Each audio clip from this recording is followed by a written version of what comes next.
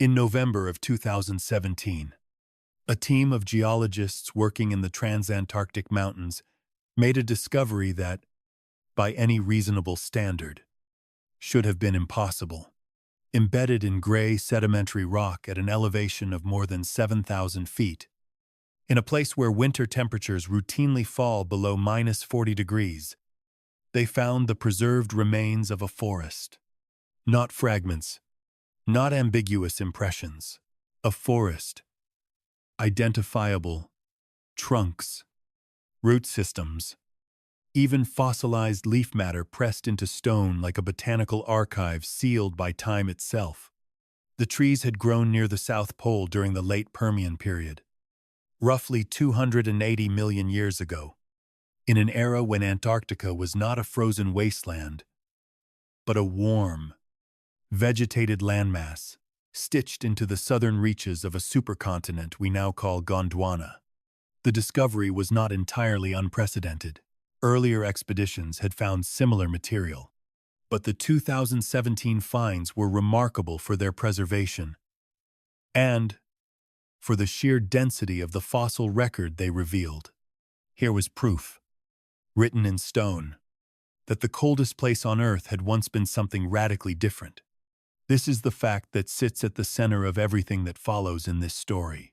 It is a genuine, verified, astonishing fact, and it changes nothing about the human history of the continent because it predates the existence of human beings by a margin so vast that it almost defies comprehension. 280 million years before the first modern human walked upright in Africa, trees were growing where ice now stands, miles thick. The emotional force of that image is real. The scientific consensus behind it is solid.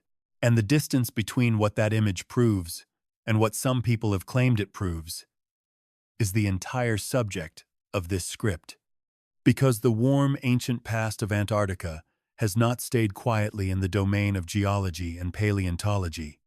Over the last half-century, and with accelerating intensity since the rise of the Internet, Antarctica's deep history has been conscripted into a very different kind of narrative.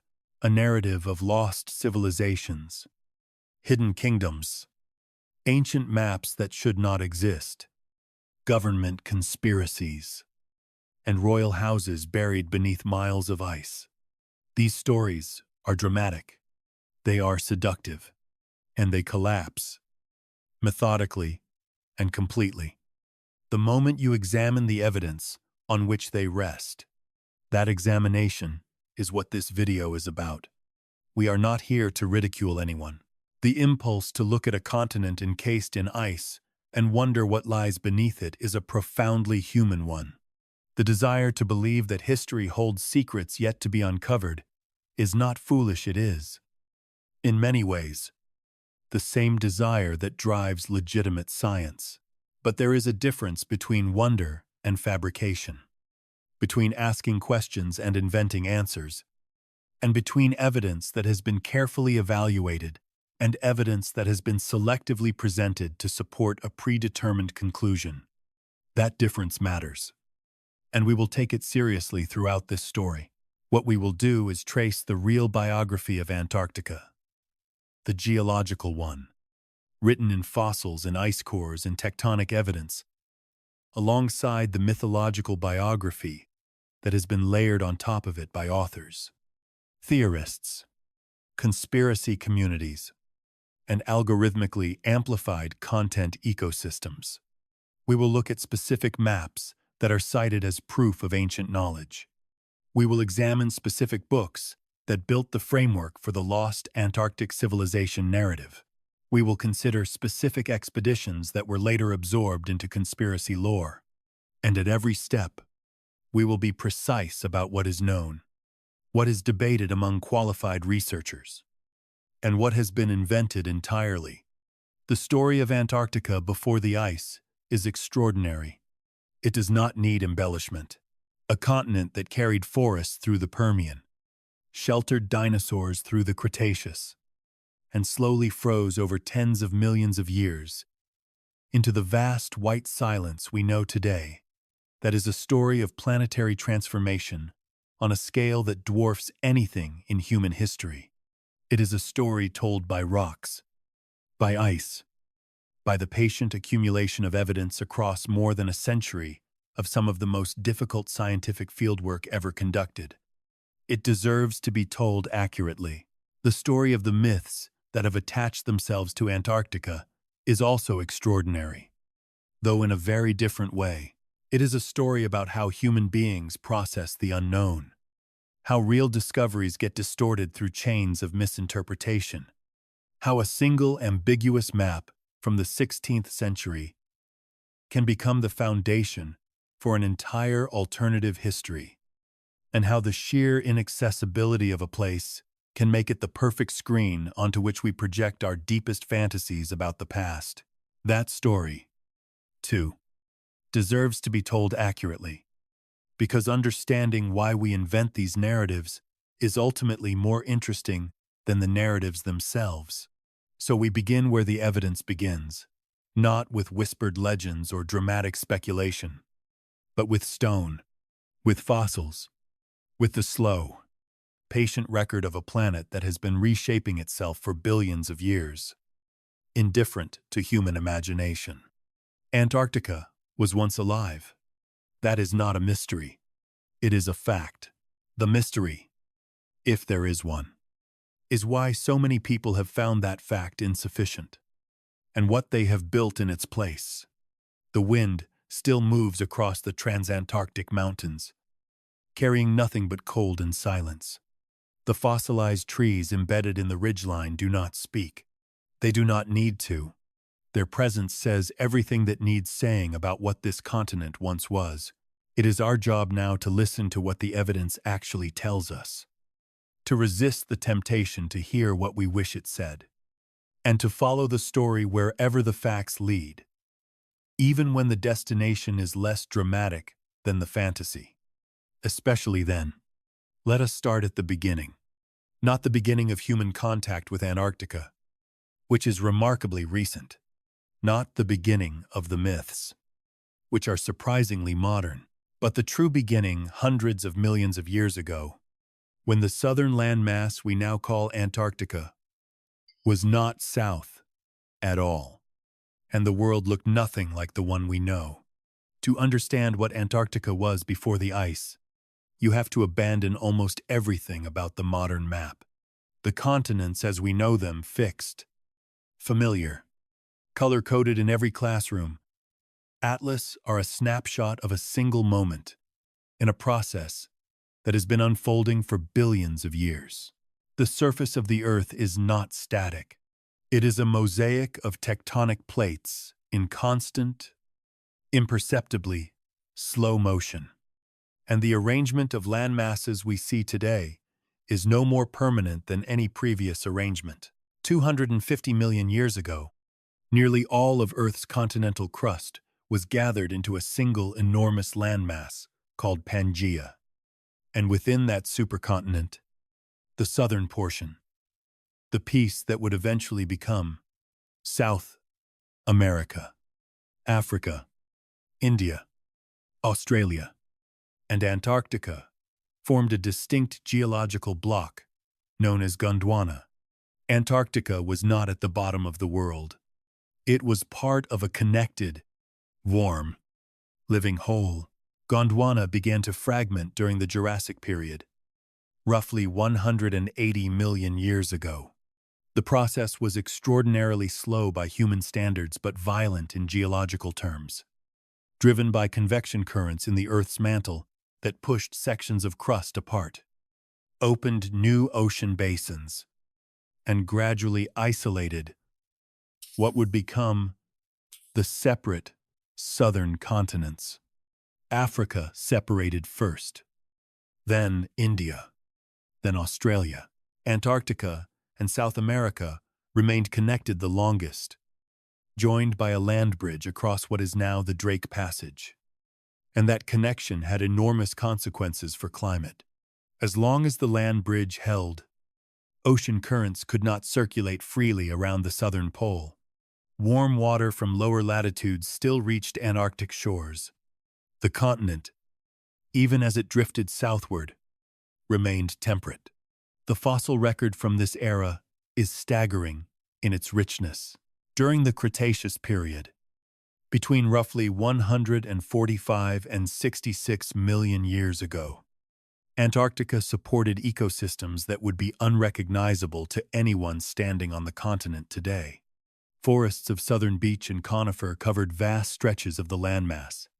Ferns carpeted the forest floor. Dinosaurs, including large sauropods and smaller ornithopods, moved through these forests, leaving bones that would eventually be discovered by 20th-century paleontologists working in conditions of extreme cold and isolation. Marine reptiles inhabited the surrounding waters. The climate was not tropical in the equatorial sense, but it was mild, with average temperatures vastly higher than anything the continent has experienced in millions of years.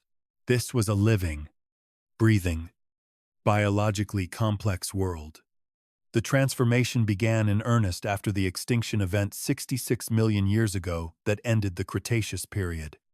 The dinosaurs vanished, but Antarctica remained warm enough to support forests for tens of millions of years afterward. During the Eocene epoch, roughly 56 to 34 million years ago, the continent still carried temperate rainforests. And fossil evidence from Seymour Island off the Antarctic Peninsula shows a diversity of plant and animal life that would not seem out of place in modern-day Patagonia. Palm pollen has been found in Eocene-era sediments drilled from the seafloor near Antarctica. The continent was cooling, but slowly. It had not yet become the deep freeze we know. The critical threshold came approximately 34 million years ago, at the boundary between the Eocene and the Oligocene epochs. The land bridge between Antarctica and South America finally broke apart, opening the Drake Passage fully and allowing the Antarctic circumpolar current to establish itself, a massive, cold ocean current that circles the continent and effectively isolates it from warmer waters to the north. This current is the single most important factor in Antarctic glaciation. Once it formed, heat transfer from lower latitudes dropped dramatically. Temperatures plummeted, and ice began to accumulate. The glaciation was not instantaneous, and paleoclimatologists debate whether it proceeded gradually or in abrupt pulses triggered by specific orbital and atmospheric conditions. But the direction was irreversible. Within a few million years, the ice sheet covered the continent. This is the part of the story that needs to be stated with absolute clarity, because everything that follows in the mythological narrative depends on ignoring it. The Antarctic ice sheet is not a recent phenomenon. It is not something that formed during the last ice age, 10 or 20,000 years ago, and it is emphatically not something that could have melted and refrozen during the span of human existence. The ice sheet in its current form has been present, with some fluctuations in extent, for approximately 34 million years. The oldest ice cores drilled to date from sites like Dome C in East Antarctica contain continuous climate records stretching back around 800,000 years. And even the oldest sections of those cores show a continent that was already deeply frozen. The period of warmth, forests, and biological richness that the fossils reveal belongs to a world that ended tens of millions of years before the first primates appeared, and hundreds of millions of years before anything resembling a human civilization. This timeline is not speculative. It is not a rough estimate. It is supported by converging lines of evidence from radiometric dating, paleomagnetic data, oxygen isotope ratios in deep-sea sediment cores, biostratigraphy, and direct physical examination of Antarctic rock formations by thousands of researchers over more than a century. When someone claims that Antarctica was ice-free during a period accessible to human civilization, they are not offering a controversial interpretation of ambiguous evidence. They are contradicting one of the most robust and multiply-confirmed findings in all of Earth science. The warm Antarctic past is real. It is also ancient beyond any scale relevant to human history. The fossils in the Transantarctic Mountains are monuments to a world that existed, flourished, and vanished long before anything human walked the Earth. They tell us that our planet is capable of radical transformation, that entire climatic regimes can appear and disappear over geological time, and that the frozen continent at the bottom of the world is not a permanent feature of the globe, shifting surface. These are humbling truths. They are also, to a certain kind of mind, deeply unsatisfying, because they leave no room for human actors, no space for lost kingdoms or forgotten builders, and no hope that the ice conceals something built by hands like ours. That dissatisfaction is the seed from which the myths grow. And to understand those myths, we must now leave the deep past and enter the age of human exploration. The surprisingly recent moment when Antarctica first appeared on our maps, and the long, strange process by which it became the most mythologized landmass on Earth. For most of recorded history, Antarctica did not exist in the human imagination as a real place. It existed as an idea, a philosophical necessity posited by ancient Greek thinkers, who reasoned that the land masses of the northern hemisphere must be balanced by a corresponding mass in the south to keep the Earth in equilibrium. Aristotle wrote of an Antarcticos region, using the term simply to mean the opposite of the Arctic. Ptolemy, in the 2nd century, depicted a vast southern landmass on his maps, connecting Africa to an imagined Terra Australis that filled the bottom of the known world. But neither Aristotle nor Ptolemy had evidence for this land. It was geometry, not geography, a guess based on symmetry, not observation. This theoretical landmass persisted on European maps for more than 1,000 years, surviving the fall of Rome, the medieval contraction of geographical knowledge, and the gradual expansion of maritime exploration during the Renaissance. Cartographers routinely drew a southern continent because tradition and classical authority told them one should be there.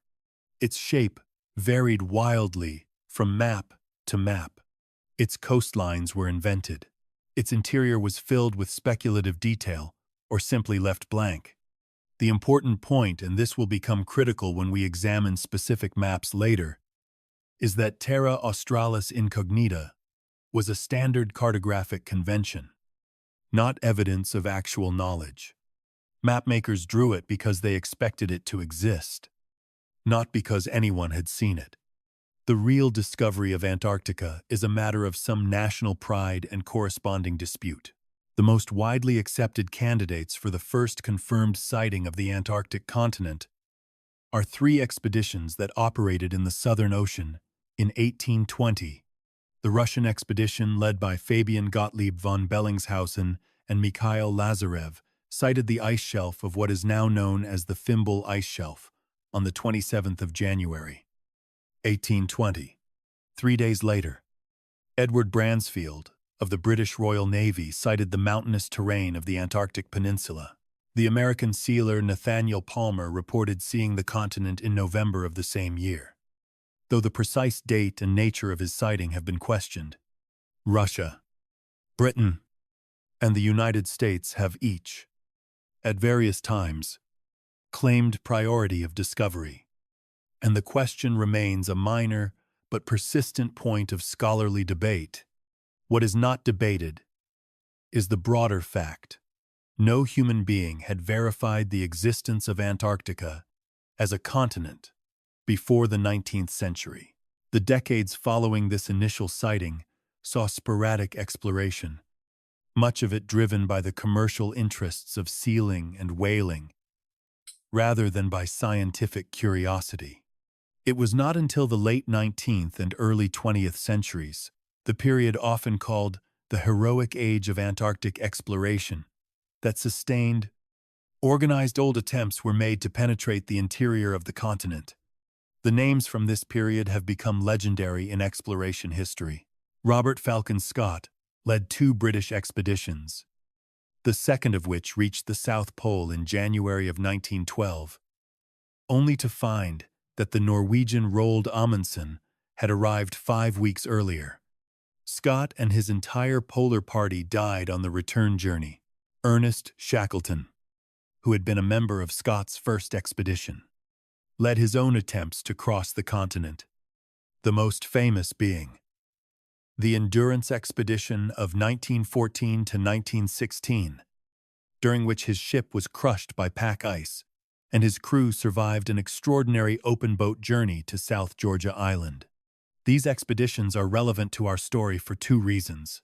First, they established beyond any doubt that Antarctica was a real, physical, ice-covered continent, not a chain of islands, not a myth, not a navigational error, but a landmass larger than Europe, buried under an ice sheet, averaging more than a mile in thickness. Second, and more subtly, they cemented Antarctica's place in the Western imagination as the ultimate frontier. Remote, hostile, sublime, and resistant to human presence in a way that no other place on Earth could match. The heroic age explorers did not find civilizations, ruins, or artifacts. They found ice, rock, wind, and death. But the very extremity of their experience, the suffering, the failure, the inhuman cold gave Antarctica a mythic quality that would prove extraordinarily durable.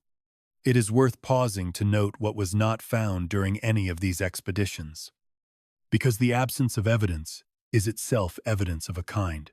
No explorer in the 19th or early 20th century found any trace of prior human habitation. No structures, no tools, no carvings, no burial sites, no ceramics, no fire pits, no refuse middens.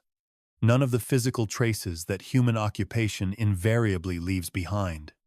The continent was, as far as anyone could determine, pristine in the most literal sense, untouched by human hands until the modern era.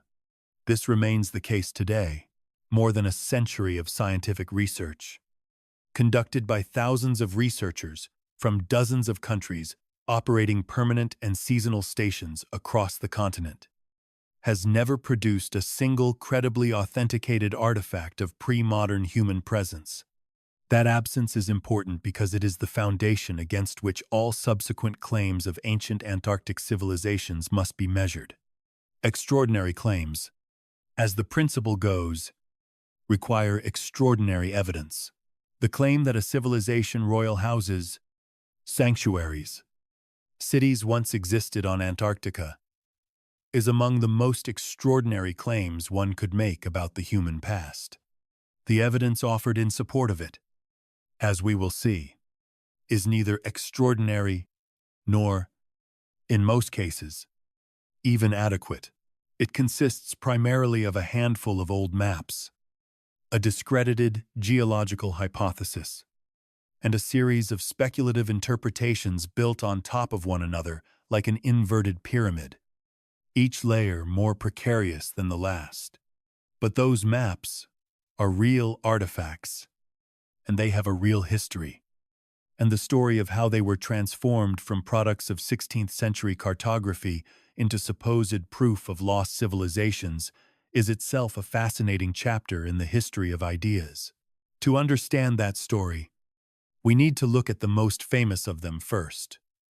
The map, drawn in 1513 by an Ottoman admiral named Piri Reis. The Piri Reis map is one of the most famous cartographic artifacts in the world, and almost everything most people believe about it is wrong. It was discovered in 1929 during renovation work at the Topkapi Palace in Istanbul, a fragment of a larger world map, drawn on gazelle skin, dated to 1513. and signed by the Ottoman admiral and cartographer Ahmed Muhiddin Piri, known as Piri Reis. The surviving fragment shows the western coast of Africa, the eastern coast of South America, and, at the bottom of the map, a landmass that extends southward and curves to the east. It is this southern landmass that has generated decades of controversy, because some interpreters have claimed it represents the coastline of Antarctica, as it would appear, without its ice sheet, a coastline that, according to modern geology, has been buried under ice for millions of years. Before examining that claim, it is essential to understand what the Piri Reis map actually is and what Piri Reis himself said about it. Piri Reis was not a mysterious figure. He was a well-documented Ottoman naval commander and cartographer who compiled his map using a variety of sources that he described in marginal notes on the map itself. He wrote that he used approximately 20 source maps, including charts by Portuguese and Spanish navigators, an Arabic map of India, maps drawn by Columbus, which Piri Reis said he obtained from a Spanish sailor captured by his uncle, the pirate Kemal Reis, and classical Ptolemaic maps. The map was, in other words, a compilation, a synthesis of the best available cartographic knowledge of the early 16th century, assembled by a skilled but not supernaturally gifted mapmaker working within the established Ottoman and Mediterranean cartographic tradition. The southern landmass on the map has been identified by mainstream cartographic historians as a distorted depiction of the South American coast, most likely the coast of Patagonia and Tierra del Fuego, bent eastward to fit the available space on the parchment. This type of distortion was common in early 16th century cartography. Maps of this period routinely compressed, rotated, or rearranged coastlines to accommodate the physical dimensions of the drawing surface, and the conventions for projecting a spherical world onto a flat surface were still being developed. Gregory Mackintosh, a cartographic historian who published a detailed scholarly study of the Piri Reis map in $2,000 concluded that the southern coastline is entirely consistent with South American geography as understood by European navigators in the early 1500s, and that no reference to Antarctica is required or justified by the evidence. The alternative interpretation that the southern landmass depicts an ice-free Antarctic coastline was first proposed not by a cartographer or historian, but by Charles Hapgood, a professor of history at Keene State College in New Hampshire. In his 1966 book, Maps of the Ancient Sea Kings, Hapgood argued that the Piri Reis map, along with several other early modern maps, contained geographical information that could only have been derived from an advanced civilization that existed before the last ice age and that had mapped the world, including an ice-free Antarctica, using sophisticated surveying techniques. This civilization, Hapgood suggested, predated all known historical cultures and had been destroyed by a catastrophic geological event, specifically a rapid displacement of the Earth's crust that shifted Antarctica from a temperate latitude to its present polar position. There are multiple problems with this interpretation, and they are not minor quibbles, but fundamental objections. First, as we established in the previous section, Antarctica's ice sheet is not a product of the last ice age.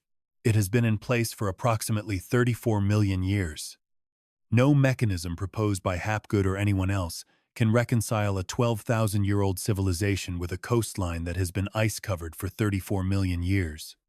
Second, the match between the Piri Reis map's southern coastline and the actual subglacial topography of Antarctica is far less precise than proponents claim. When professional geographers have attempted to overlay the map onto modern subglacial maps of Antarctica. The fit requires significant selective distortion, choosing which parts to align and ignoring the many parts that do not match. Third, the map's own marginal notes, written by Piri Reis himself, explain its sources in entirely conventional terms. There is no reference to ancient archives, lost civilizations, or pre-Ice Age knowledge. Piri Reis described a process of compiling existing maps, not decoding ancient secrets. The map also contains features that are clearly errors. By early 16th century standards, the Amazon River appears twice, for instance, and the scale of various coastlines is inconsistent in ways that reflect the limitations of the source maps Piri Reis was working from. These errors are entirely consistent with a compilation drawn from multiple imperfect sources of varying quality and projection. They are not consistent with a map derived from a master original created by an advanced civilization with global surveying capability. If such a civilization had existed and produced accurate world maps, one would expect fewer errors, not the specific pattern of inaccuracies that the Piri Reis map actually displays. None of this diminishes the map's genuine historical value. It is a remarkable artifact of Ottoman cartographic skill, an important document in the history of European exploration of the Americas, and a vivid illustration of how geographical knowledge was transmitted and transformed across cultural boundaries in the early modern period. Its interest does not require a supernatural explanation. It is fascinating precisely because of what it reveals about the real world of 16th century navigation, trade, and intellectual exchange. A world that was dynamic, sophisticated, and entirely capable of producing a map like this without any assistance from a lost Ice Age civilization.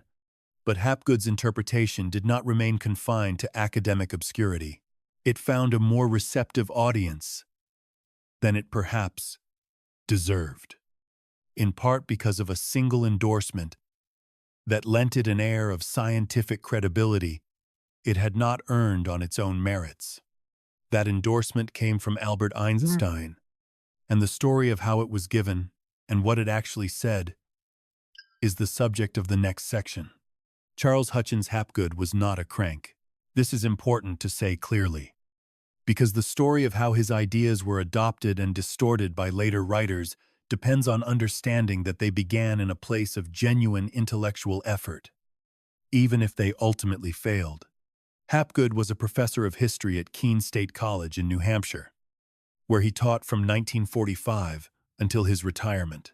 He was not a geologist, a physicist, or a cartographer by training. This penistudis, the tactus having man, but he was an engaged and curious thinker who became fascinated by what he perceived as anomalies in the historical record of cartography. His central question, how did certain medieval and Renaissance maps appear to contain geographical information that should not have been available to their makers, was not inherently unreasonable. It was the answer he proposed that crossed the line from inquiry into speculation. Hapgood's key theoretical contribution was the hypothesis of Earth crust displacement, which he first articulated in his 1958 book, Earth's Shifting Crust. The idea was that the Earth's outer crust, the lithosphere, could occasionally undergo rapid shifts relative to the underlying mantle, causing entire continents to move significant distances in geologically short periods. If such a displacement had occurred approximately 12,000 years ago, Hapgood argued, it could have shifted Antarctica from a position in the temperate zone to its current polar location, explaining both the freezing of a once warm continent and the supposed presence of accurate Antarctic coastlines on old maps. The maps, in this framework, were relics of a civilization that had existed before the displacement. When Antarctica was still habitable, the hypothesis attracted the attention of Albert Einstein, who wrote a foreword to Earth's shifting crust in 1955. Shortly before his death, this foreword has become one of the most frequently misrepresented documents in the pseudo-history genre. What Einstein actually wrote was measured, conditional, and limited. He acknowledged that the idea of crustal displacement was worth investigating as a geological mechanism, noted that the forces required to produce such a displacement were not yet well understood, and stated that the question deserved further study. He did not endorse the existence of a lost Antarctic civilization. He did not validate the map interpretations that Hapgood would later develop. He expressed qualified interest in a narrow geological question whether the Earth's crust could shift, and said nothing about the broader conclusions that Hapgood and his later followers would draw. The distance between what Einstein wrote and what pseudo-historical authors claim he endorsed is vast. And this misrepresentation has been documented repeatedly by historians of science. In geological terms, Hapgood's crustal displacement hypothesis has not survived scrutiny. The development of plate tectonics theory in the 1960s after Hapgood's initial publication, but before his maps book, provided a comprehensive framework for understanding how continents move, slowly, over millions of years, driven by convection currents in the mantle, and the creation and destruction of oceanic crust at mid-ocean ridges and subduction zones. This framework accounts for Antarctica's position and glaciation without any need for rapid crustal shifts. The specific mechanism Hapgood proposed, that the weight of polar ice caps could create sufficient force to displace the crust, has been analyzed by geophysicists and found to be orders of magnitude too weak to produce the effects he described. The ice caps are heavy, but the lithosphere is far too rigid and far too massive to be shifted by ice loading alone. Modern Earth science does not support Earth crust displacement as a viable hypothesis. Yet Hapgood's ideas did not die with his academic career. They entered a second, far more influential life through the work of writers who adopted his framework, stripped away his caution and qualifications, and built upon it a narrative structure that Hapgood himself might not have recognized. The key vector for this transmission was a single book, published 3 decades after Maps of the Ancient Sea Kings, which would bring the lost Antarctic civilization idea to millions of readers worldwide and embed it permanently in popular culture. That book was Graham Hancock's Fingerprints of the Gods, published in 1995, and its relationship to Hapgood's work is both direct and instructive. But before we follow that thread, there are other maps that must be examined, because Hapgood did not rest his case on the Piri Reis map alone. He assembled a collection of cartographic evidence that he believed demonstrated a pattern of anomalous geographical knowledge. And each of these maps has its own history, its own context, and its own problems.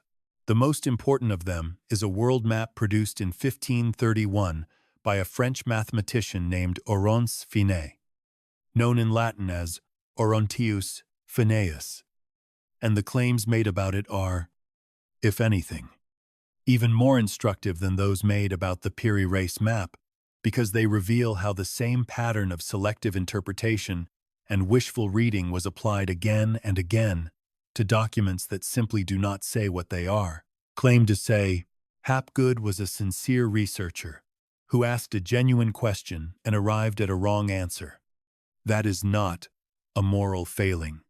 Science is full of wrong answers that were offered in good faith, and many of them contributed to the development of better theories by clarifying what needed to be explained and what explanations did not work. The problem is not that Hapgood was wrong. The problem is that his wrong answer was adopted by people who were less careful, less honest, or less interested in correction than he was, and that it became the foundation for a pseudo-historical tradition that persists to this day, insulated from criticism, by its own internal logic, and by the sheer difficulty of disproving claims about a continent that most people will never visit. The bridge from respectable academia to the fringe was built by Hapgood, but it was others who crossed it, and they carried the traffic only in one direction. Oronteus Finaeus was a distinguished French mathematician and cartographer, who in 1531 produced a double heart-shaped world map of considerable elegance and ambition. At the bottom of this map, centered on the South Pole, Finaeus drew a large southern landmass labeled Terra Australis, a continent with defined coastlines, bays, inlets, and even rivers extending into the interior. Charles Hapgood argued that this depiction was far too detailed to be mere speculation, and that it represented genuine geographical knowledge of an ice-free Antarctica transmitted from an ancient source civilization through chains of copied and recopied maps.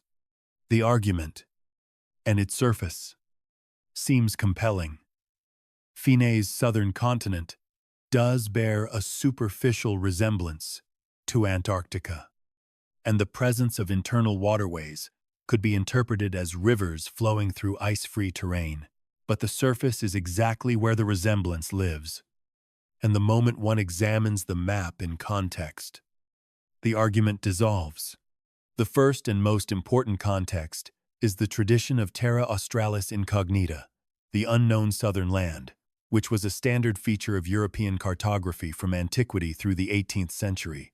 The concept derived from classical Greek cosmology, which held that the Earth required a large southern landmass to balance the known continents of the North. This was not a hypothesis based on exploration. It was a deduction from first principles, and cartographers included it on their maps as a matter of convention, adjusting its shape and size according to aesthetic preference. Available space, and the theoretical frameworks they favored. Finaeus' Terra Australis is one of many such depictions, and it conforms to the conventions of its era. Large, vaguely southern, and entirely speculative in its specific geography.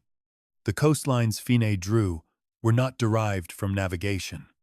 They were drawn to fill the expected space with plausible-looking detail, a practice that was universal among Renaissance mapmakers.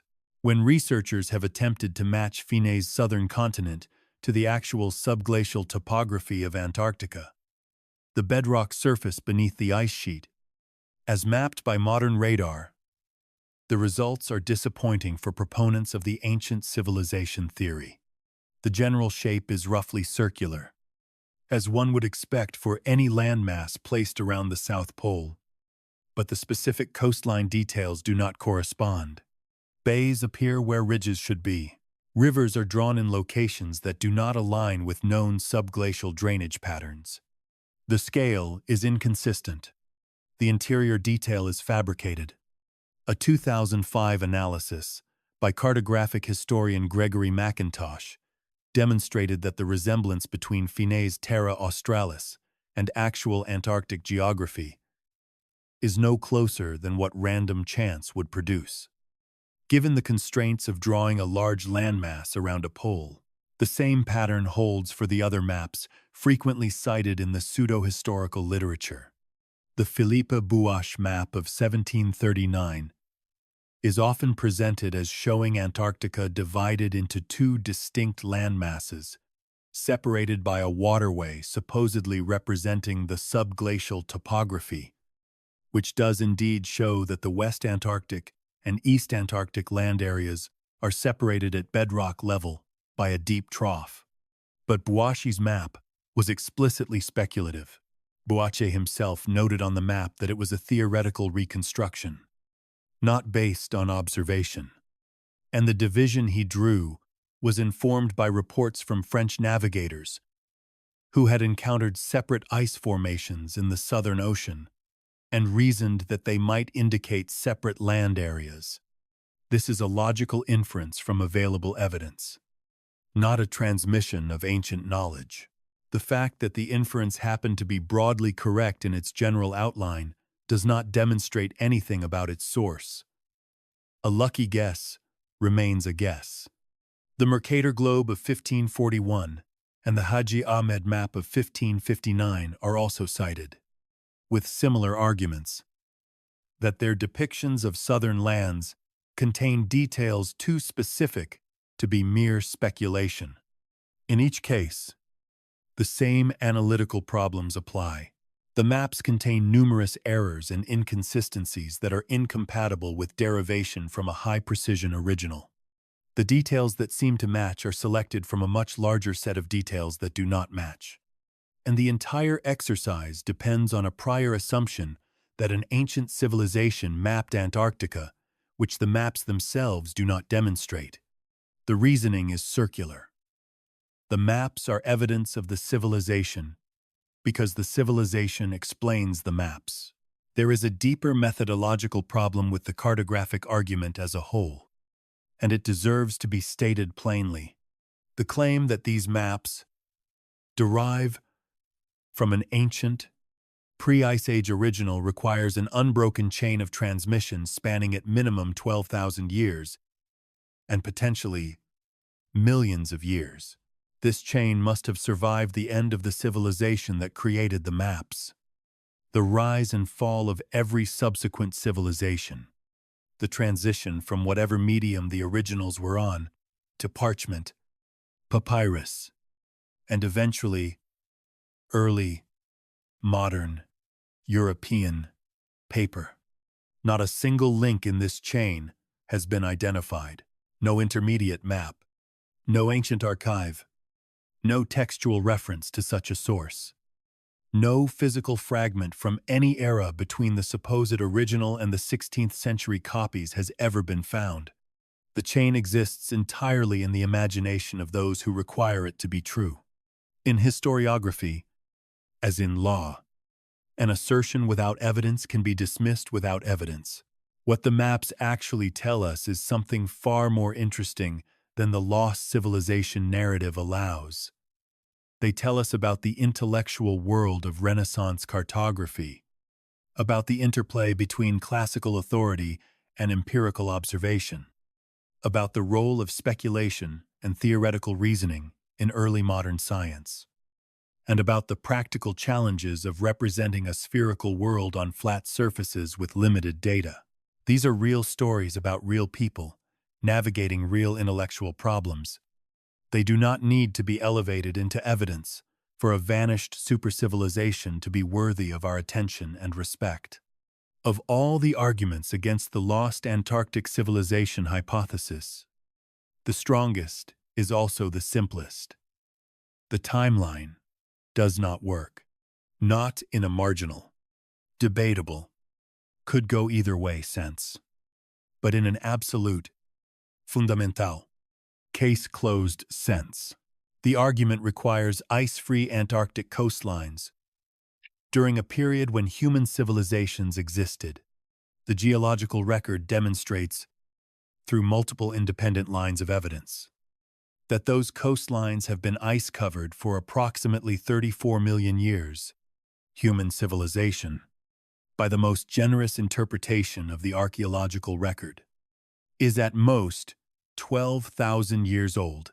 If we define civilization as settled agricultural societies with complex social organization, even if we extend the time frame to include the entire span of anatomically modern Homo sapiens, we reach roughly 300,000 years. 34 million is not 300,000. These numbers are not close. They are not in the same order of magnitude. They are separated by a factor of more than 100. Let us be precise about what the geological evidence shows, because precision matters here. The Antarctic ice sheet began forming approximately 34 million years ago, following the opening of the Drake Passage and the establishment of the Antarctic circumpolar current. This date is derived from oxygen isotope ratios in deep-sea sediment cores, which serve as a proxy for global ice volume, and it is supported by direct evidence from Antarctic sediment cores. by the dating of glacial deposits on the continent itself, and by paleobotanical evidence showing the disappearance of temperature-sensitive plant species from the Antarctic fossil record around this time. The East Antarctic ice sheet, which covers the larger portion of the continent, has been essentially permanent since its formation. The West Antarctic ice sheet is younger and more dynamic, having advanced and retreated to some degree in response to climate fluctuations. But even its most retreated state, during the warm Pliocene epoch, roughly 3 to 5 million years ago, did not expose a fully ice-free coastline comparable to what the maps supposedly depict. Proponents of the lost civilization theory sometimes attempt to circumvent this timeline problem by arguing that Antarctica's glaciation was more recent than mainstream geology claims, or that a catastrophic event rapidly froze the continent within human memory. Neither argument withstands examination. The dating of Antarctic glaciation is not based on a single method or a single study. It is supported by an interlocking network of evidence from radiometric dating, paleomagnetism, biostratigraphy, seismic surveying, ice core analysis, and marine sediment records collected by research teams from dozens of countries over more than a century. Overturning this consensus would require not just new evidence, but an entirely new geology, a wholesale rejection of plate tectonics, isotope, geochemistry, and paleoclimatology as functioning scientific disciplines. This is not a matter of open debate. It is as settled as science gets.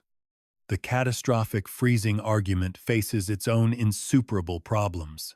Freezing a continent the size of Antarctica, 14 million square kilometers, requires removing an almost inconceivable amount of heat energy from the atmosphere and surface environment. No mechanism has been proposed that could accomplish this on a timescale of years or decades. Volcanic eruptions, asteroid impacts, and rapid climate shifts have all occurred in Earth's history, and none of them has produced anything remotely comparable to the instantaneous glaciation that the theory requires. The ice sheet itself provides evidence against sudden formation.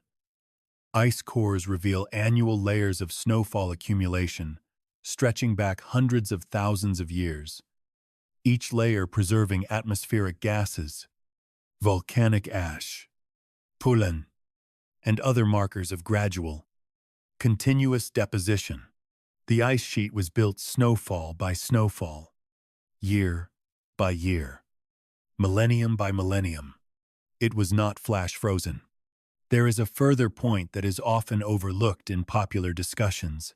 Even if, through some miraculous mechanism, the Antarctic coastlines had been briefly exposed during the last 12,000 years, the resulting landscape would not have been habitable in any meaningful sense.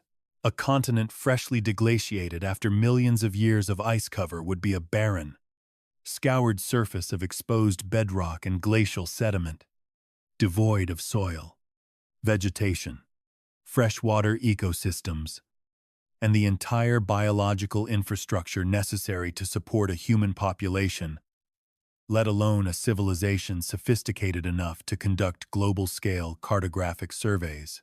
Glacial rebound. The slow rising of land, previously compressed under the weight of ice, would still be in progress, causing the landscape to change continuously. The climate would be hostile. The growing season would be negligible or non-existent.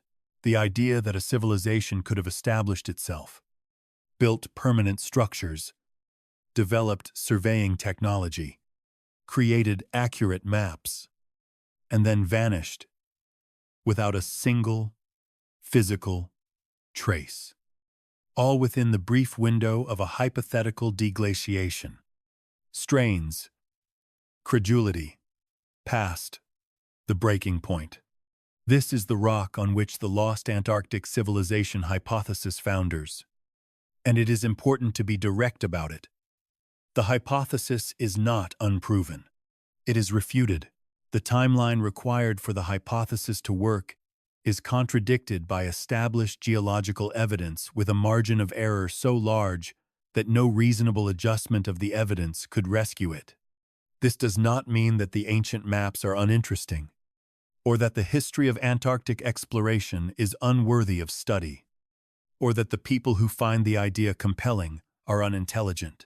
It means that the specific claim, an Ice Age civilization mapped Antarctica's ice-free coastlines, is incompatible with what we know about the physical history of the planet, and that honest engagement with the evidence requires acknowledging this. What remains worth exploring is not whether the claim is true. It is not.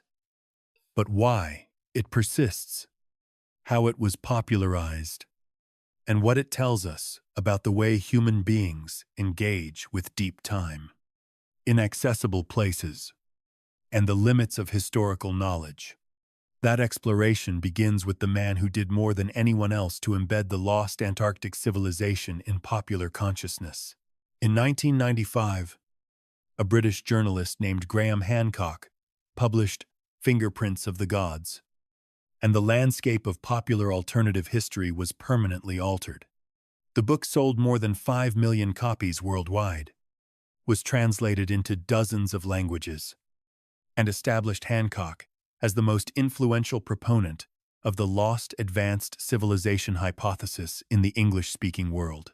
Its Antarctic chapters, particularly the discussion of the Piri Reis map and Hapgood's theories, brought the idea of an Ice Age civilization in Antarctica to an audience of millions who had never heard of Charles Hapgood and would likely never read an academic study of 16th century cartography. Hancock did not invent the claims, but he packaged them with a narrative skill that transformed them from fringe speculation into a mainstream cultural phenomenon. Hancock's central argument, as presented in Fingerprints of the Gods and elaborated in subsequent books and media appearances, can be summarized as follows. He proposes that an advanced human civilization existed approximately 12,000 years ago, before the end of the last ice age, and that it was destroyed by a global cataclysm, possibly a comet impact, possibly a rapid crustal displacement of the type Hapgood described, possibly a combination of catastrophic events. This civilization, Hancock suggests, possessed knowledge of astronomy, mathematics, architecture, and navigation that was far more sophisticated than conventional archaeology attributes to any culture of that period. Remnants of its knowledge, he argues, survived in the traditions, myths, and monuments of later civilizations in the pyramids of Egypt, the temples of Angkor Wat, the megalithic structures of South America, and the anomalous maps that seem to depict Antarctica without ice. The rhetorical power of Hancock's work lies not primarily in its evidence, which has been extensively critiqued, but in its narrative structure. Hancock writes, as an investigator, a seeker, a man pursuing a trail of clues across continents and centuries. He invites the reader to accompany him on this quest, to share his sense of wonder and discovery, and to feel that the established academic consensus is not merely incomplete, but actively hostile to uncomfortable truths.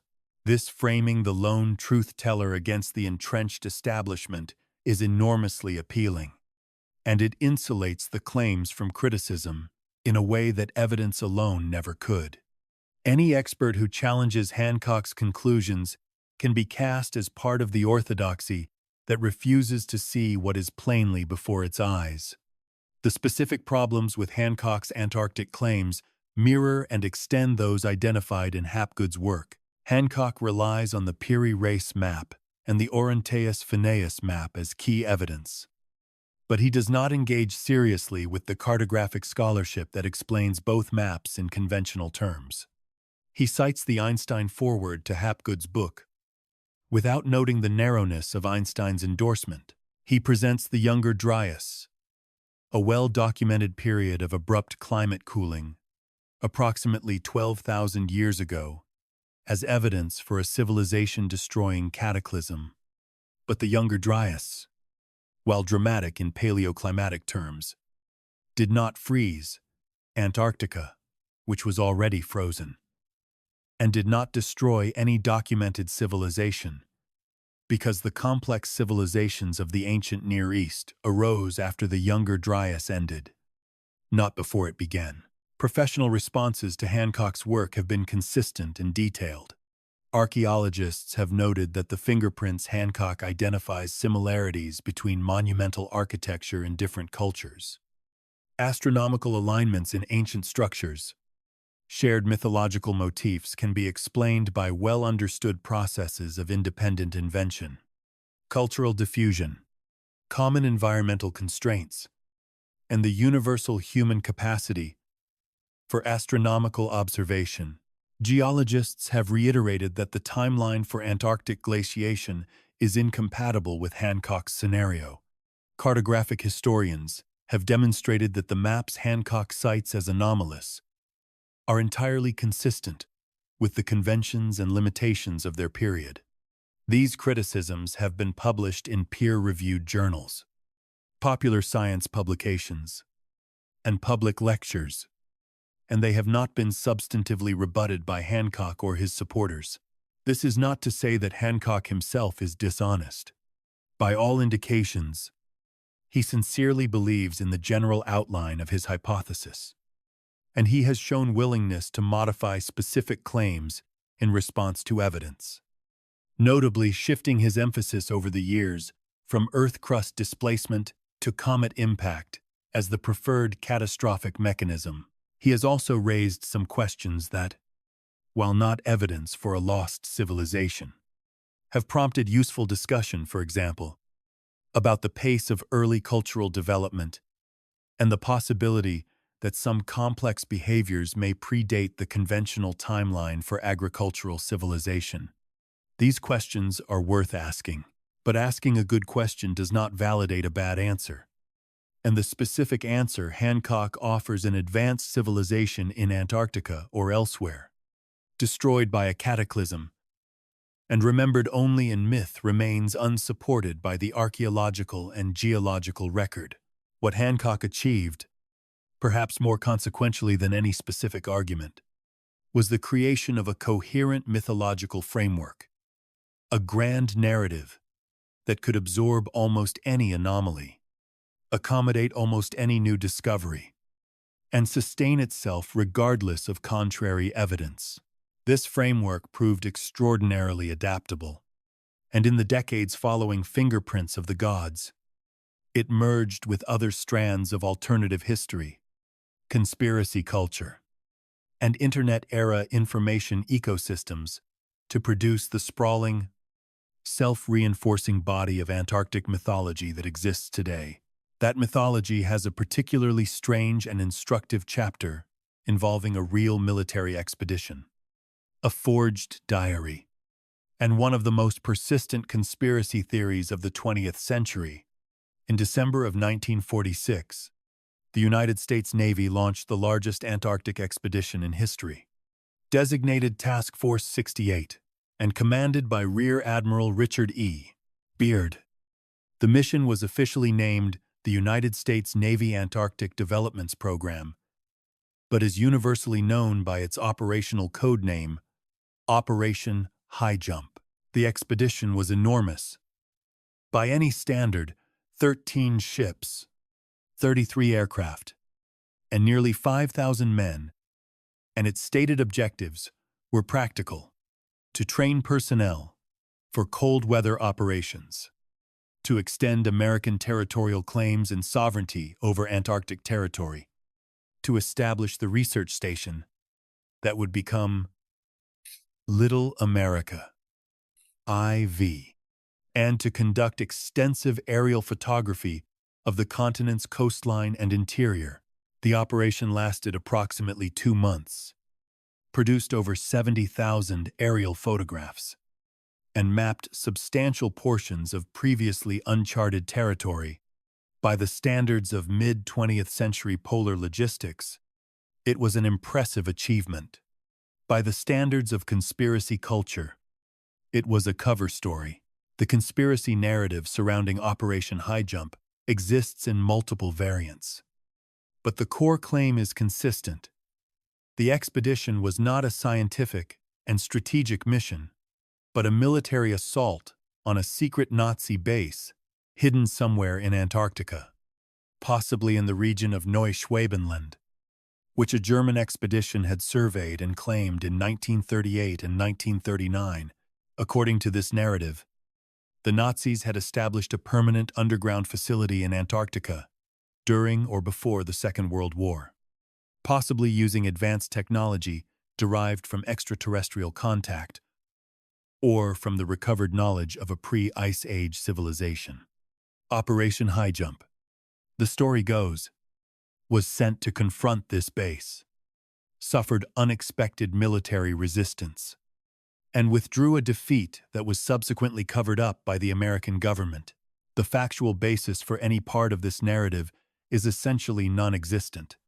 The 1938 German Antarctic expedition did occur, and did survey a section of coastline in Queen Maud Land, naming it Neuschwabenland, Neuschwabenland, Neuschwabenland. But the expedition was a brief, surface-level reconnaissance consisting primarily of aerial photography, conducted from seaplanes, launched from the catapult ship Schwabenland. It did not establish a base of any kind. No construction materials, supplies, or personnel were left behind. The expedition lasted approximately 3 weeks and returned to Germany in April of 1939.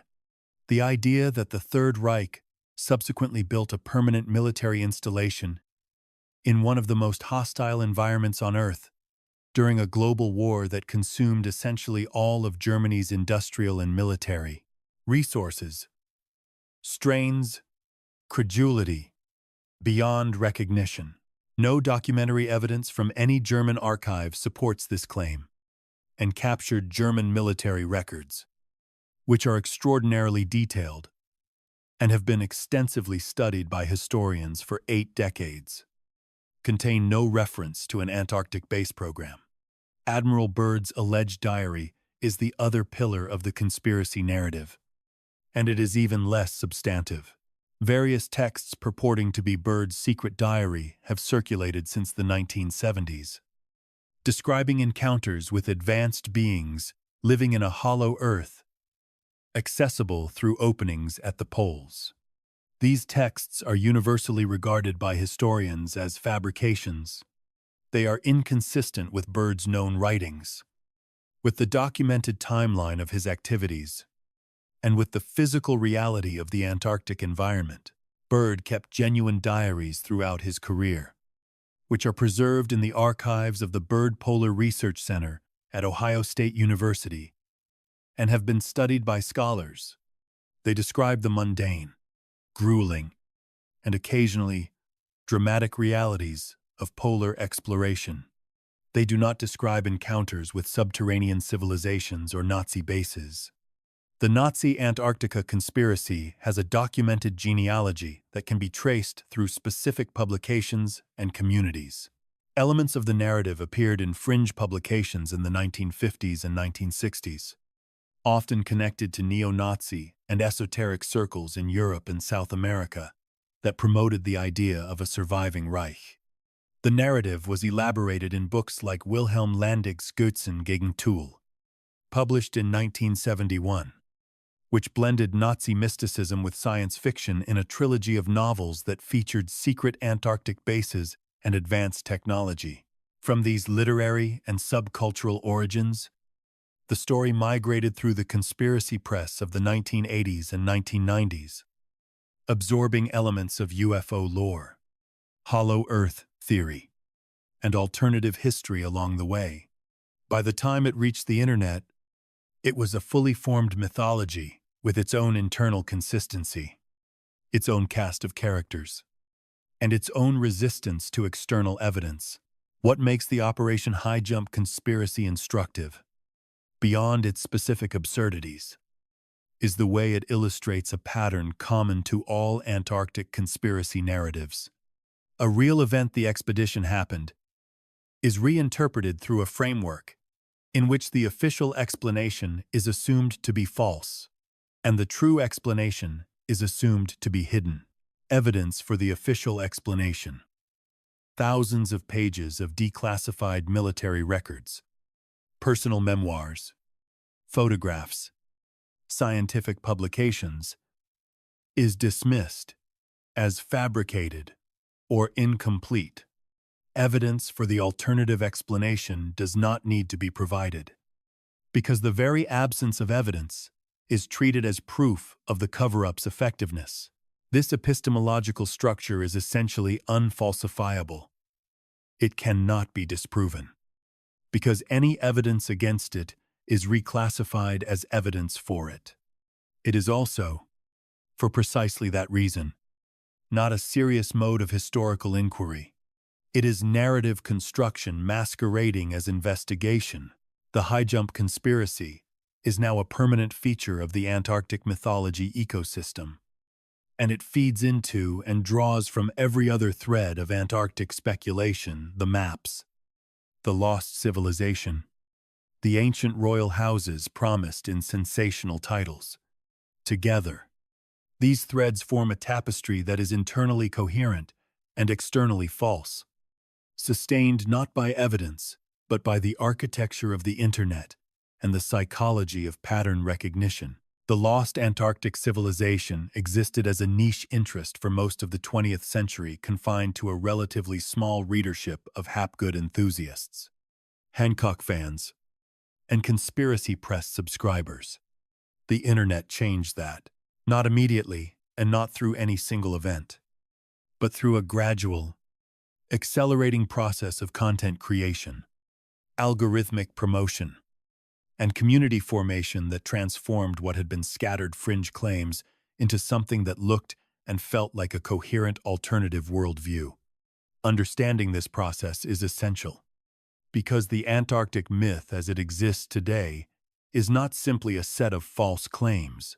It is an information ecosystem, and it operates according to the logic of information ecosystems, which is to say, according to the logic of attention, engagement, and reinforcement, rather than the logic of evidence and correction. The first phase of Internet amplification, roughly from the mid-1990s through the mid-2000s, was primarily text-based. Websites, forums, and early blogs published articles about the Piri Reis map, Hapgood's theories, Operation Highjump, and Hancock's Lost Civilization framework. These texts were often lengthy, detailed, and internally cross-referenced, creating the impression of a substantial body of scholarship, even though they drew almost entirely from a small number of original sources, mainly Hapgood, Hancock, and a handful of conspiracy authors. The forum format was particularly important, because it allowed readers to discuss, elaborate, and build upon the claims, adding new speculations and connections that expanded the mythology organically. An observation about a satellite image, a reinterpretation of a Bible passage, a newly noticed geometric alignment. Any of these could become a new thread in the tapestry, and each new thread made the whole structure seem more complex and more comprehensive. The second phase, roughly from 2006 onward, was driven by video platforms, primarily YouTube. The visual medium transformed the Antarctic myth in several important ways. First, it allowed creators to present satellite imagery, aerial photographs, and Google Earth screenshots as visual evidence for anomalous structures, geometric patterns, and supposed ruins beneath the ice. The human visual system is extraordinarily good at finding patterns, faces in clouds, shapes and noise, structures in random geological formations, and the aerial view of Antarctica.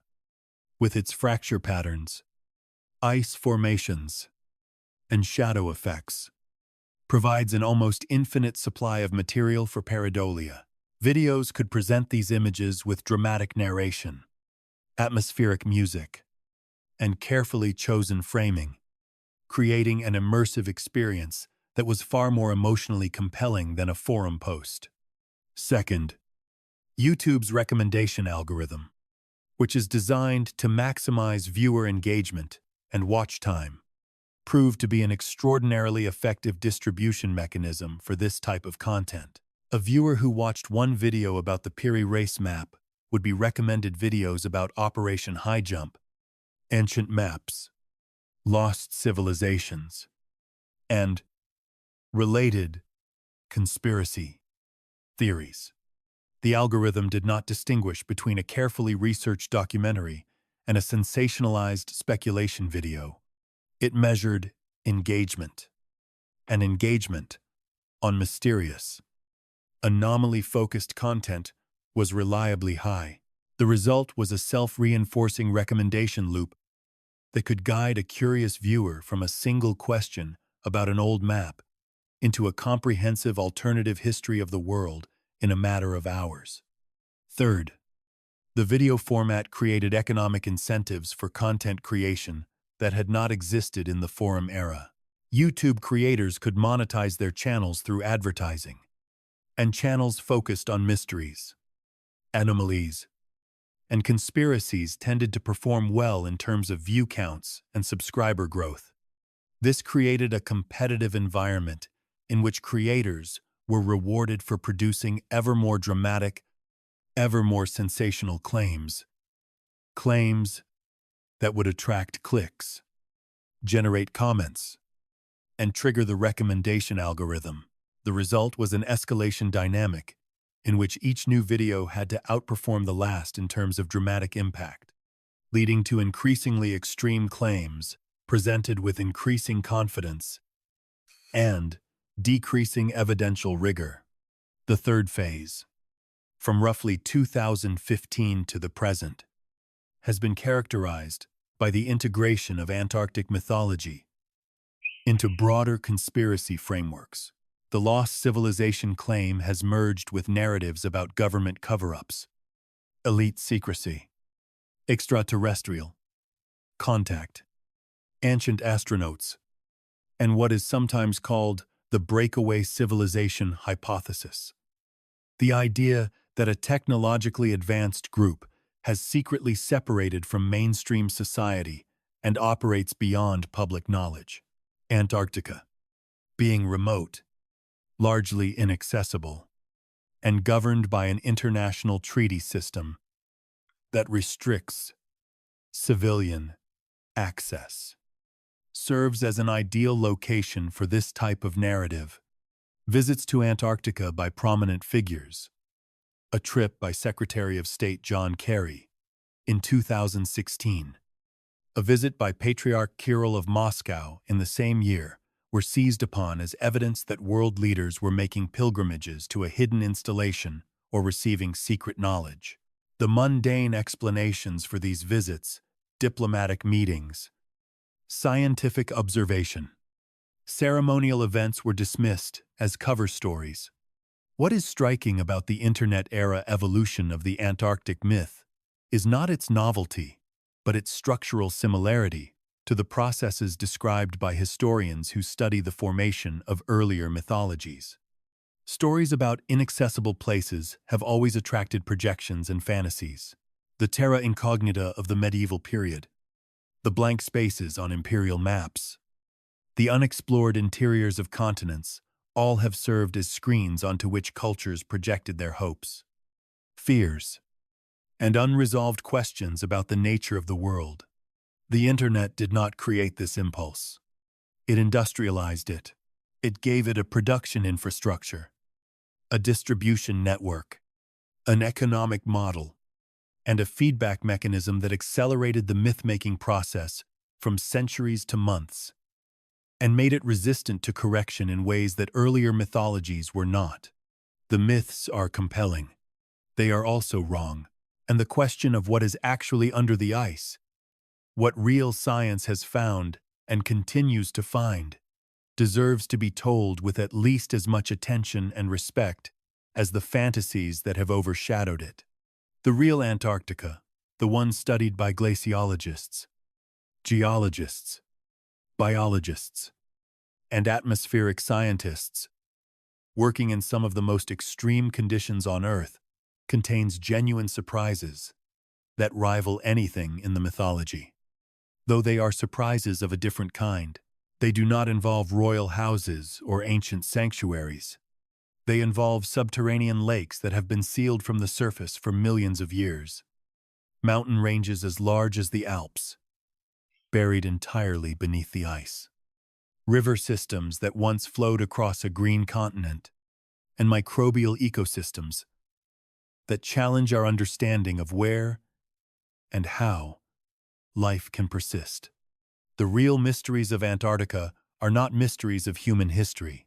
They are mysteries of planetary science, and they are extraordinary. The most famous subglacial discovery is Lake Vostok. Identified in the 1990s beneath Russia's Vostok research station in East Antarctica. Lake Vostok is enormous, roughly 250 kilometers long and 50 kilometers wide, with a maximum depth of approximately 800 meters, making it comparable in volume to Lake Ontario. It lies beneath nearly 4 kilometers of ice and has been isolated from the atmosphere and from surface water for an estimated 15 to 25 million years. The lake exists because the immense pressure of the overlying ice lowers the melting point of the ice at the base, and geothermal heat from the Earth's interior provides enough warmth to maintain liquid water. The discovery prompted immediate scientific interest. If life existed in Lake Vostok, it would represent an ecosystem that had evolved in complete isolation for millions of years, with implications for the search for life in similar environments elsewhere in the solar system, particularly beneath the ice shells of Jupiter's moon Europa and Saturn's moon Enceladus. Lake Vostok is not unique. Surveys using ice-penetrating radar have identified more than 400 subglacial lakes beneath the Antarctic ice sheet, forming a vast, hidden hydrological network. Some of these lakes are connected by subglacial rivers and channels, and water flows between them in response to pressure gradients created by the weight of the overlying ice.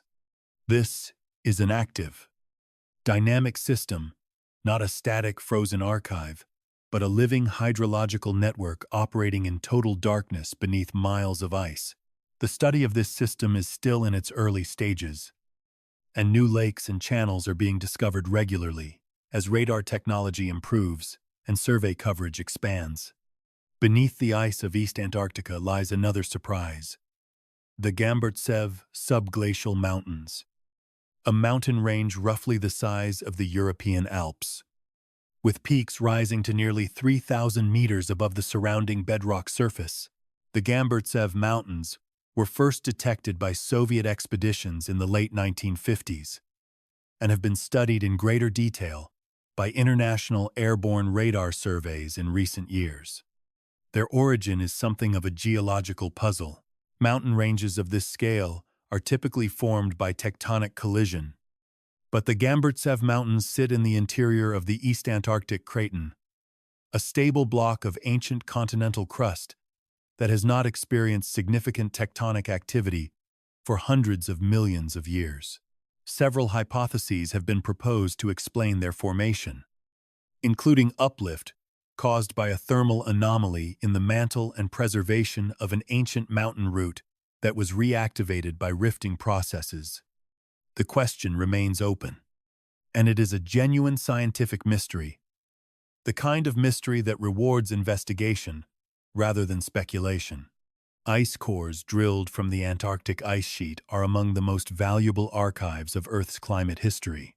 The longest continuous ice core record, from the Epica project at Dome C, extends back approximately 800,000 years and contains a detailed record of atmospheric composition, temperature, volcanic activity, and biological productivity for each of those years. Each layer of ice traps tiny bubbles of atmospheric gas, preserving a direct sample of the air that existed when the snow fell.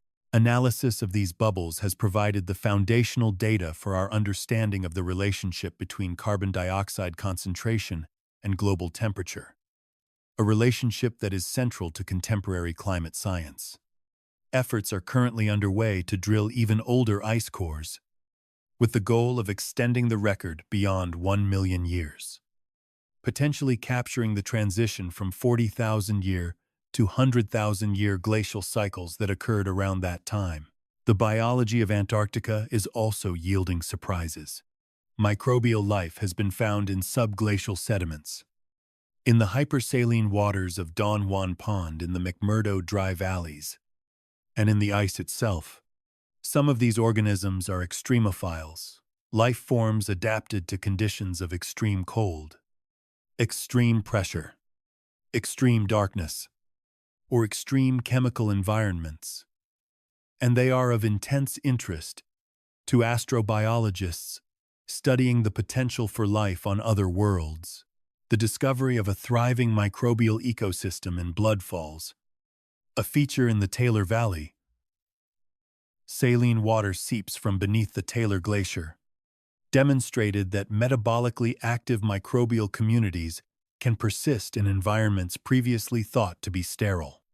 These organisms have been isolated from the surface for potentially millions of years, and they represent a branch of life's experiment in survival that is genuinely alien in character, if not in origin. These discoveries do not make for the same kind of dramatic storytelling as Phantom Kingdoms and Lost Royal Houses. They do not lend themselves to atmospheric titles or sensational thumbnails, but they represent something more valuable than drama. They represent the actual frontier of human knowledge about one of the most remarkable places on Earth. And they are being extended every year by researchers who work in conditions of extraordinary difficulty and personal risk. The contrast between the modesty and rigor of their work and the extravagance of the claims made about Antarctica by people who have never set foot on the continent is, perhaps, the most instructive comparison in this entire story. There is a question that runs beneath everything we have discussed so far, and it deserves to be addressed directly rather than left as an afterthought. If the evidence for an ancient Antarctic civilization is this weak, if the maps do not show what proponents claim, if the timeline is impossible, if no archaeological trace has ever been found, then why does the idea persist? Why does it attract new believers in every generation? Why has it not simply been debunked and forgotten? The way most false historical claims are eventually debunked and forgotten. The answer lies not in the evidence, which is clear, but in psychology and the way human minds engage with the unknown, the remote, and the deeply ancient. The first and most fundamental factor is pattern recognition, or more precisely, the over-application of pattern recognition. The human brain evolved to detect patterns in the environment, to distinguish a predator from a shadow, a trail from random ground cover, a face from a cluster of rocks. This capacity is one of our species' greatest survival advantages, but it comes with a cost. We see patterns where none exist. This phenomenon, known as apophenia in its general form and pareidolia in its visual form, is not a flaw in individual reasoning. It is a feature of human cognition, and it affects everyone to some degree. When someone looks at a satellite image of an Antarctic ice formation and sees the outline of a pyramid, they are not being stupid. They are being human. Their visual cortex is doing exactly what it evolved to do, identifying geometric regularity in a noisy visual field. The error is not in the perception, but in the conclusion drawn from it, that the pattern requires an intentional explanation. The second factor is the appeal of hidden knowledge. Across cultures and throughout history, Humans have been drawn to narratives in which important truths are concealed from the majority and accessible only to a select few initiates. Seekers, those brave enough to look beyond the conventional. This archetype appears in religious mysticism, in Gnostic traditions, in Enlightenment-era secret societies, and in modern conspiracy culture. The lost Antarctic civilization fits this template perfectly. The truth is literally buried, hidden under miles of ice. And the established authorities, scientists, governments, institutions are either too blinkered to see it or actively suppressing it. The person who discovers and shares this hidden truth is cast as a rebel, a visionary, a prophet of suppressed knowledge. The psychological rewards of occupying this position are considerable, and they are largely independent of whether the knowledge in question is actually true. The third factor is the discomfort of deep time. Human beings are not well adapted to thinking about timescales that exceed a few generations. We can comprehend centuries with effort. Millennia strain our capacity. Millions of years are essentially unimaginable. When we are told that Antarctica was warm and forested, our minds naturally populate that image with the most dramatic inhabitants we can imagine: civilizations, builders, explorers. The information that the forests in question existed 200 million years before the first human is registered intellectually but not emotionally. The warm Antarctica of our imagination is always a recent Antarctica. Because we cannot truly feel the depth of geological time, this cognitive limitation is not unique to believers in lost civilizations. It is a universal human challenge, and it explains why deep time is consistently underestimated in popular understanding of Earth history. The fourth factor is Antarctica's unique status as a place that resists ordinary verification.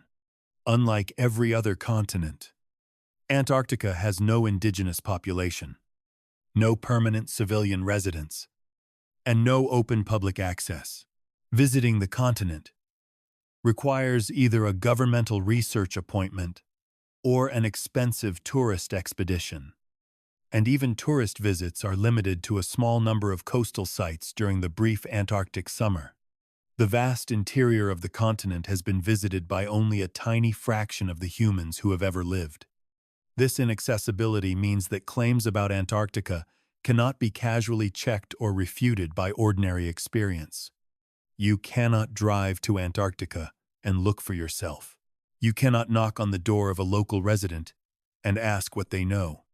The continent exists, for almost everyone, as an abstraction, a white shape at the bottom of a map. And abstractions are far easier to mythologize than places you can touch, smell, and walk through. The fifth factor is the role of narrative satisfaction. The story of a lost civilization buried under Antarctic ice is, in purely narrative terms, a magnificent story. It has mystery, grandeurs, tragedy, conspiracy, and the promise of revelation. It is the kind of story that human beings have been telling since the earliest myths, a story of a golden age destroyed, a paradise lost, a great truth waiting to be recovered. The competing narrative that Antarctica was warm millions of years before humans existed. That old maps reflect the limitations of Renaissance cartography, and that there is no evidence for any pre-modern human presence on the continent is factually correct, but narratively unsatisfying. It does not offer a quest. It does not promise hidden knowledge. It does not cast the listener as a participant in a grand discovery. And in the competition between a satisfying story and an accurate one, the satisfying story has structural advantages that accuracy alone cannot overcome. None of this is meant to condescend. The psychological mechanisms described above operate in all of us, and recognizing them is not a matter of intelligence or education, but of deliberate, effortful cognitive practice. Understanding why we want the myth to be true is not a way of dismissing the people who believe it. It is a way of understanding ourselves, our needs, our limitations, and the specific vulnerabilities that make us susceptible to beautiful stories that happen to be false. We have traveled a long way from fossilized forests in the Transantarctic Mountains, through the cartographic workshops of the Ottoman Empire and Renaissance Europe, through the failed hypothesis of a well-meaning professor and the best-selling books of a charismatic journalist, through military operations rewritten as secret wars and internet algorithms that turned fringe speculation into mainstream content. We have examined maps, timelines, geological evidence, psychological mechanisms, and the strange recursive quality of myths that feed on their own retelling. And we have arrived, as we must, at the question of what comes next, not in the mythology, which will continue to evolve according to its own internal logic, regardless of evidence, but in the real science of Antarctic discovery. The honest answer is that Antarctica still holds genuine surprises, not the surprises that conspiracy theorists predict. There are no royal houses under the ice, no sanctuaries of forgotten kingdoms, no ruins waiting to be excavated. But there are discoveries yet to be made that will reshape our understanding of Earth's climate history, the limits of biological adaptation, and the dynamic processes operating beneath a continental ice sheet that we are only beginning to comprehend. The next few decades of Antarctic science will be shaped by several converging research programs, each of which has the potential to produce findings of genuine importance. The most ambitious current project in Antarctic glaciology is the search for ice that is more than 1 million years old. The European Beyond Epoca Consortium, working with international partners, is drilling at a site called Little Dome C in East Antarctica, where modeling suggests that ice layers dating back approximately 1.5 million years may be preserved. If this ice can be recovered and analyzed, it would extend the continuous atmospheric record well beyond the current 800,000-year limit and capture the period known as the mid-Pleistocene transition, a poorly understood shift in the rhythm of Earth's ice ages from 40,000-year cycles to 100,000-year cycles that occurred between roughly 1 million and 700,000 years ago. Understanding why this transition occurred is one of the central questions in paleoclimatology, and ancient ice from Antarctica may provide the answer. Subglacial exploration is also advancing rapidly. Projects to directly sample the water and sediments of subglacial lakes are underway or in planning, using clean drilling techniques designed to avoid contaminating these pristine environments. A British-led project successfully accessed Lake Ellsworth's subglacial system, and Russian drilling reached the surface of Lake Vostok. Though the initial results were complicated by contamination concerns, future access to sealed subglacial lakes promises to reveal microbial ecosystems that have evolved in isolation for millions of years. Ecosystems that may represent entirely novel forms of metabolism and ecological organization. The implications extend beyond Earth. The environments beneath Antarctic ice are the closest analogs we have on our planet to the subsurface oceans of Europa and Enceladus. And understanding what lives beneath Antarctic ice will directly inform the search for extraterrestrial life. Satellite-based remote sensing is transforming our understanding of the ice sheet's behavior in real time. Gravity measurements from the GRACE satellite missions have revealed that the Antarctic ice sheet is losing mass at an accelerating rate, with implications for global sea level rise that are of immediate practical significance. Radar surveys continue to map the subglacial landscape in increasing detail, revealing features that were completely unknown a decade ago.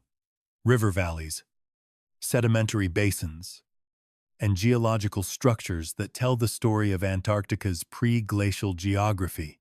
This work is painstaking, expensive, and conducted under conditions that make even routine operations dangerous. But it is producing a progressively more complete picture of what lies beneath the ice. There is a poignant irony in the relationship between the mythological Antarctica and the scientific one. The people who insist that the ice hides evidence of a lost civilization are, in a sense, correct that the ice hides something remarkable. They are simply wrong about what it is. What the ice hides is a record of planetary transformation that spans tens of millions of years, a record of how a warm, living, the forested continent was slowly, irrevocably transformed into the coldest, driest, most inhospitable place on Earth. That record is inscribed in ice layers, subglacial sediments, fossilized pollen, ancient atmospheric gases, and the patient geology of a continent that has endured changes so extreme that they make the entire span of human civilization seem like a parenthetical aside in a very long sentence. This is the story that Antarctica tells, and it is a story that does not need embellishment, does not require lost kingdoms or phantom builders, and does not benefit from the addition of conspiracy and speculation. It is a story about the deep history of our planet, told by the planet itself in a language of ice, stone, and time that we are only now learning to read fluently. The fossilized trees in the Transantarctic Mountains are not evidence of human habitation. They are evidence of something more profound, that the world we live in is not the world that has always been, that continents move, climates shift, and entire biomes appear and vanish on scales that exceed human comprehension. That is not a disappointing conclusion. It is, if you are willing to sit with it, a staggering one. The warm forests of Permian Antarctica grew and fell in a world without human witnesses, and the ice that replaced them did so with a patience that makes our entire species look brief. We are newcomers here. The planet's story is longer than ours, older than ours, and stranger than anything we have yet imagined. The real frontier is not hidden knowledge. It is the knowledge we are building, carefully, collaboratively, and in full view, about a world that continues to astonish us precisely because it is real. The ice is speaking. The question is whether we are willing to listen to what it actually says, rather than to what we wish it would tell us.